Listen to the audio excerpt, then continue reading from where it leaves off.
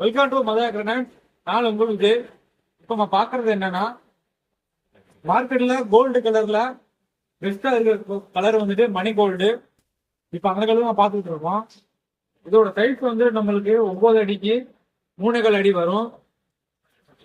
வீட்டுக்கு கோல்டு போடணும்னு நினைக்கிறவங்களுக்கு இந்த கலர் ரொம்ப பெஸ்டா இருக்கும்.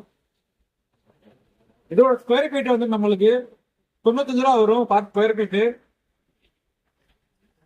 நேரில் வாங்க, இதுக்கு மேலே கம்மி வேணும்னாலும் கம்மி பண்ணிக்கலாம்.